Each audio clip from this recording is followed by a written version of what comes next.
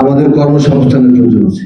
সেজন্য কর্মসংস্থান ভিত্তিক আমাদের যে সমস্ত প্রতিষ্ঠান, স্কুল, কলেজ, ইউনিভার্সিটি, শিক্ষা ব্যবস্থা অর্থাৎ মেডিকেল হসপিটাল, সাথে আমাদের অ্যাগ্রোভের যে ইপিজেড, শুধু আমরা খাদ্যের সংসম্পন্ন হব, বাকি কোনো সরবরাহ করবো ঢাকায় তা না, আমরা এক্সপোর্ট করতে চাই। সেজন্য এই স্পেশালাইজ কিছু কোল্ড স্টোরেজ, তারপরে হচ্ছে যে আমাদের এই অর্থকরী ফসল একটা আছে, অনেকের নলেজে নাই, মোহনপুরের পান। এই পানটা একরকম ভাইরাসে আক্রান্ত।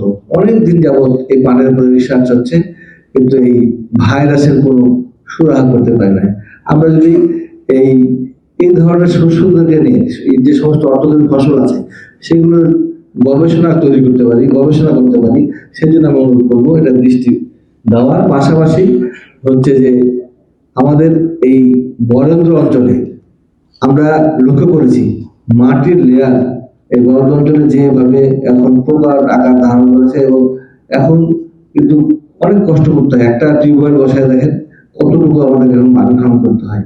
সেই জন্য আধুনিকরণ করার জন্য যে সমস্ত আমরা এর আগে বরেন্দ্রকে দিয়ে যে সমস্ত আমরা যে প্রকল্পগুলি করেছিলাম, বিশেষ করে ড্রেনেজ ব্যবস্থা, পানি নিষ্কাশন, পানি সংরক্ষণ, এইরকম প্রজেক্টগুলো আমরা জানি যে আপনাদের পাইলট প্রকল্প হিসাবে রাজশাহীতে শুরু করা আছে, সেটা আমি আমাদের এই অঞ্চলে করার জন্য অনুরোধ জানাবো।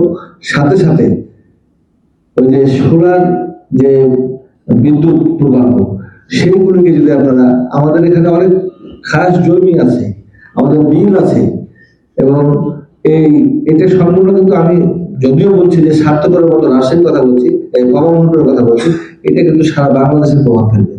আপনারা লক্ষ্য করেছেন যে এই সমস্ত ছোট ছোট কর্মকাণ্ডের মাধ্যমে আমাদের সামাজিকভাবে যে আর্থিক উন্নয়ন সেটা সম্ভব। আমরা কত প্রতিটা হার অনুসারে দেখি যে মানুষের বাড়ি ভাঙচুর হয়ে গেছে।